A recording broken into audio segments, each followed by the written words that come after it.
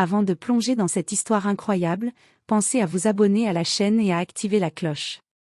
Ici, chaque récit a quelque chose à dire, et vous ne voudrez pas en manquer un seul. À Chicago, dans une rue animée mais légèrement fatiguée par le temps, se trouvait un petit café discret mais charmant appelé The Corner Brew. Ses murs étaient tapissés de photos anciennes de la ville, et l'odeur de café fraîchement moulu flottait constamment dans l'air. C'était un lieu où les habitués venaient pour échapper à la frénésie de la ville, pour un moment de chaleur et de calme. Marcus Johnson, un jeune serveur noir de 28 ans, travaillait là depuis 3 ans. Il connaissait presque tous les clients par leur prénom et savait comment préparer leur boisson favorite sans même demander. Ses collègues l'admiraient pour sa patience et son sourire constant, même lorsque la journée semblait interminable.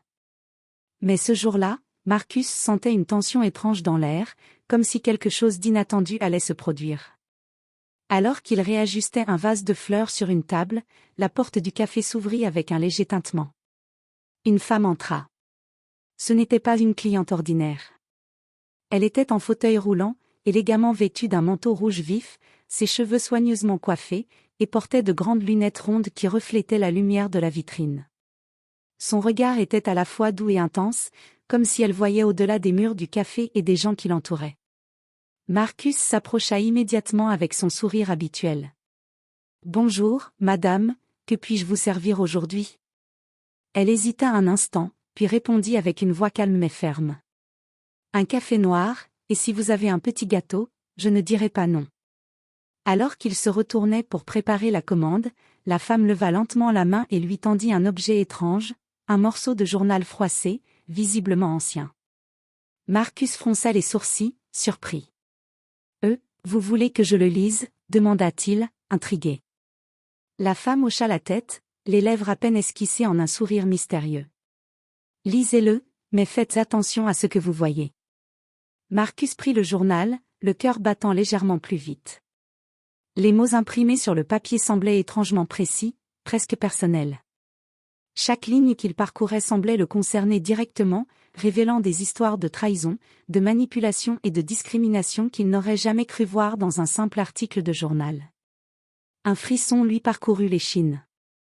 Le café, les clients, son travail quotidien, tout prenait un nouveau sens. Il comprit que cette femme, cette rencontre fortuite, allait bouleverser sa vie d'une manière qu'il n'aurait jamais pu imaginer.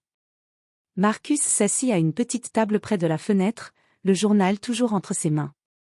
Ses yeux parcouraient les lignes avec une attention presque fébrile. Chaque mot semblait étrangement familier, il y avait des histoires de serveurs traités injustement, des clients arrogants qui humiliaient le personnel, et surtout, des détails précis sur des restaurants où le racisme et la discrimination passaient presque inaperçus, jusqu'à ce que quelqu'un ose les dénoncer. Le cœur de Marcus battait à tout rompre. Il sentit un mélange de peur et de curiosité. Qui était cette femme pour avoir entre ses mains ce genre de document? Et pourquoi lui l'avait-elle donné? Alors qu'il repliait le journal pour le ranger discrètement, la porte du café s'ouvrit à nouveau avec un tintement, annonçant l'arrivée de nouveaux clients. Parmi eux se trouvait un homme au costume impeccable, cheveux gominés et regard méprisant, qui s'installa à une table centrale. Son nom était William Crawford, un homme d'affaires influent de la ville, connu pour son arrogance et son attitude condescendante. William observa Marcus servir Eleanor Harris, la femme en fauteuil roulant, avec un air à la fois curieux et dédaigneux. Puis, d'une voix forte destinée à attirer l'attention de tout le café, il lança. « C'est ce serveur qui vous sert ?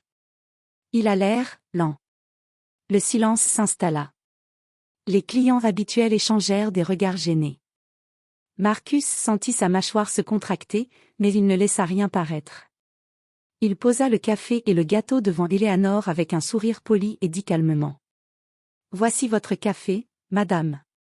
Et votre gâteau. » Eleanor le regarda droit dans les yeux, et sans se laisser intimider par l'arrogance de William, murmura.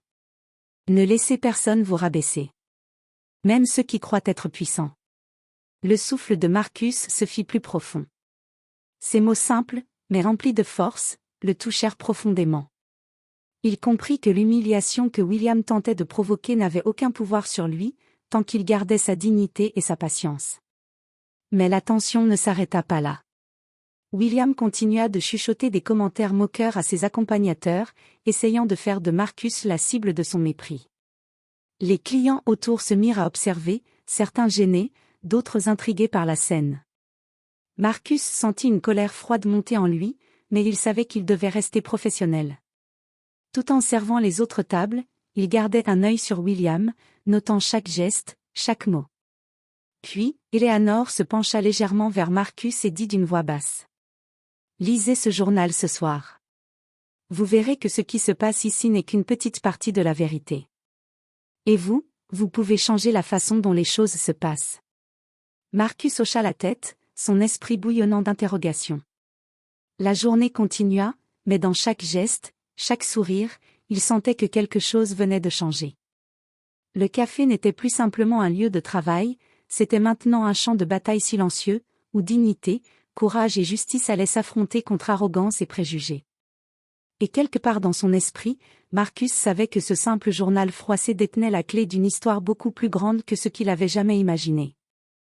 La soirée tombait sur Chicago, et le café The Corner Brew commençait à se vider peu à peu. Marcus était derrière le comptoir, essuyant des verres et rangeant les assiettes. Mais son esprit restait fixé sur le journal que Eleanor lui avait donné. Chaque page semblait contenir un secret, un morceau de vérité sur les injustices invisibles de la ville. Il se souvenait des mots d'Eleanor, « Vous pouvez changer la façon dont les choses se passent. » Ces mots résonnaient en lui. Il sentait que ce n'était pas seulement un avertissement, mais un appel à l'action. De retour chez lui, Marcus déplia le journal sur sa table de cuisine. Cette fois, il lut attentivement chaque article, chaque petit encadré. Et ce qu'il découvrit le fit frissonner. Il y avait des témoignages de serveurs noirs et d'employés de café ou restaurant qui avaient été humiliés ou accusés à tort par des clients puissants. Certaines histoires décrivaient des accusations inventées, des vols imaginaires ou des insultes subtiles qui semblaient anodines, mais qui détruisaient la réputation des victimes. Et au bas de certains articles, des notes griffonnées à la main indiquaient des preuves ou des témoins invisibles, comme si quelqu'un surveillait ces injustices depuis l'ombre. Marcus réalisa soudain que William Crawford et ses amis n'étaient pas les seuls à agir avec arrogance et mépris. Il y avait tout un système qui permettait à certaines personnes de se croire au-dessus des autres, utilisant leur richesse et leur influence pour intimider et humilier. Le lendemain, le café ouvrit comme d'habitude. Marcus, avec le journal dans sa poche, entra dans la salle, le regard vif. Quelques clients habituels le saluèrent, mais son attention se porta sur William Crawford, qui revenait pour un déjeuner d'affaires. Crawford s'assit à la même table centrale, sourire suffisant aux lèvres. Marcus sentit la tension monter. Il prit une profonde inspiration et décida de faire quelque chose qu'il n'avait jamais osé auparavant. Il posa le journal ouvert sur le comptoir, là où Crawford ne pouvait pas le manquer. « Monsieur Crawford, » dit Marcus calmement mais fermement, « j'aimerais que vous lisiez ceci. Vous pourriez apprendre quelque chose sur le respect et la dignité. » Les yeux de Crawford se plissèrent de mépris. Il prit le journal et parcourut quelques lignes, mais ce qu'il lut le fit pâlir légèrement. Le visage arrogant se crispa, les articles parlaient de comportements comme le sien, décrivant exactement les humiliations qu'il infligeait aux serveurs. Chaque mot semblait le viser personnellement. Eleanor, assise à une table proche, sourit légèrement. Marcus la remercia du regard. Il comprit qu'elle l'avait guidé pour révéler la vérité de manière subtile mais puissante. La scène dans le café changea. Les clients habituels se redressèrent, sentant que la dynamique avait changé. Crawford ne savait plus comment réagir. L'homme arrogant qui croyait tout contrôler venait de recevoir un reflet brutal de ses propres actes. Marcus réalisa alors quelque chose de profond, ce n'était pas seulement un combat entre lui et Crawford. C'était un combat pour la justice, pour la dignité de tous ceux qui étaient trop souvent humiliés en silence.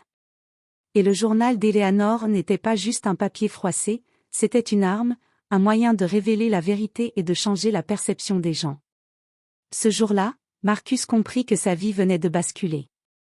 Ce simple geste, servir avec respect une femme en fauteuil roulant, le plongeait maintenant dans une bataille bien plus grande qu'il n'aurait jamais imaginée.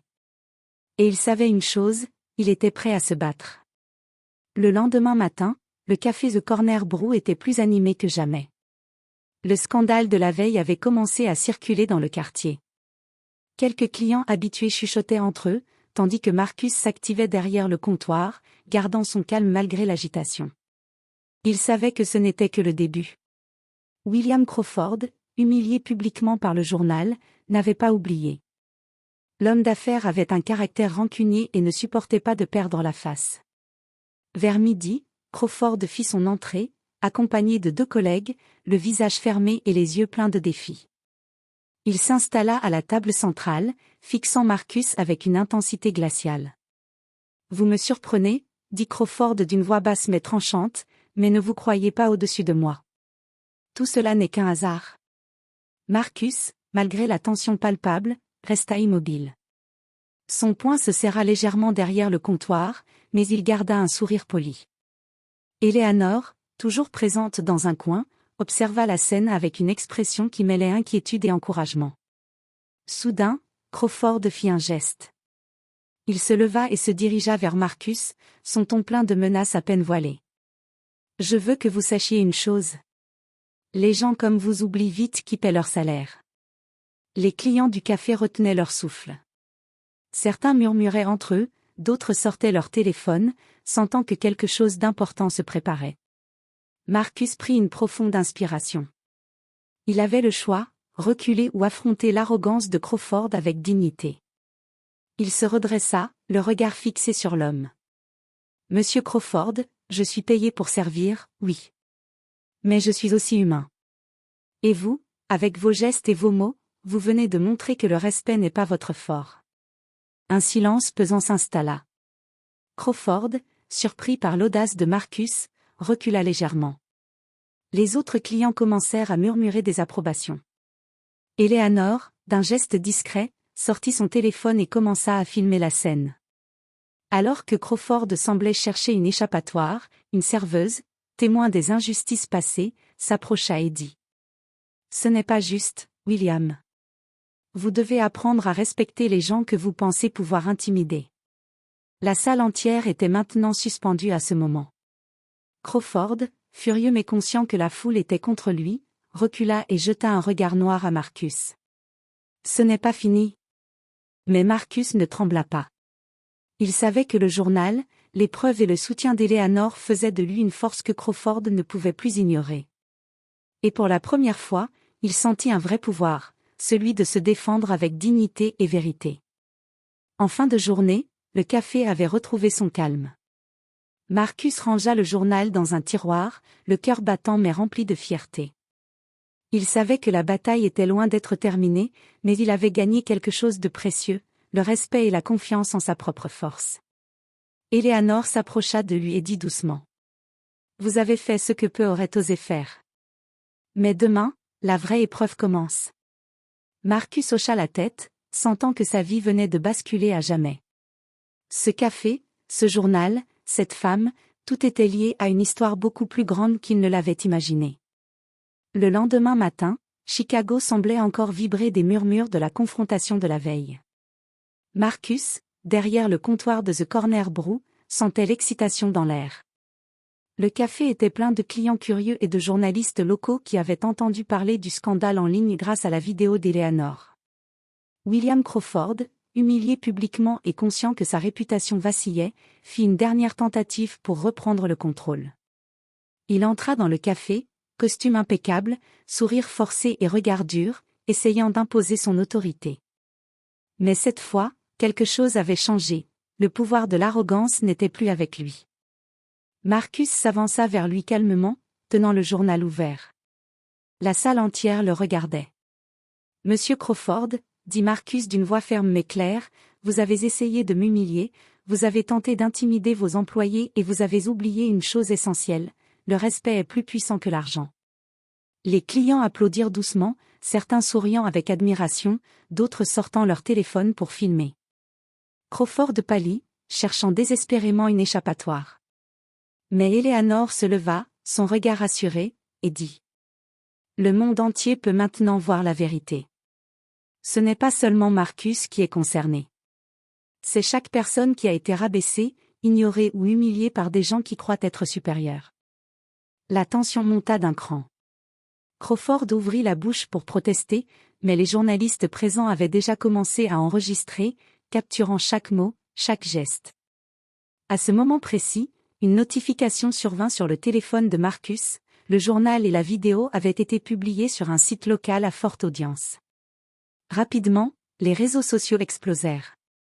Des centaines de personnes commentaient, partageant l'histoire, exprimant leur soutien à Marcus et dénonçant l'arrogance de Crawford.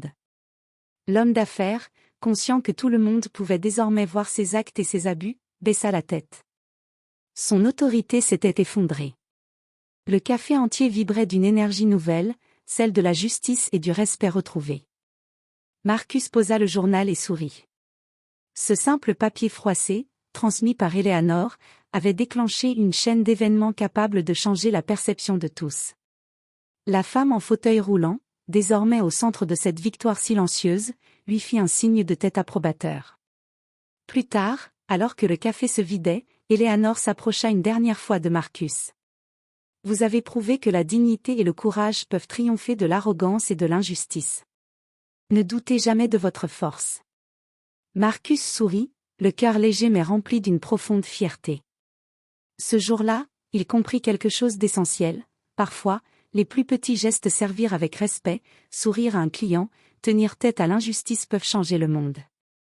Et pour Marcus, cette victoire n'était que le début d'un parcours où sa voix, son courage et sa dignité seraient désormais entendus par tous. Le café Le Corner Brew n'était plus seulement un lieu de travail. C'était devenu un symbole de justice, de respect et de victoire contre l'arrogance. Marcus avait transformé l'humiliation en triomphe, et rien ni personne ne pourrait jamais lui enlever cela.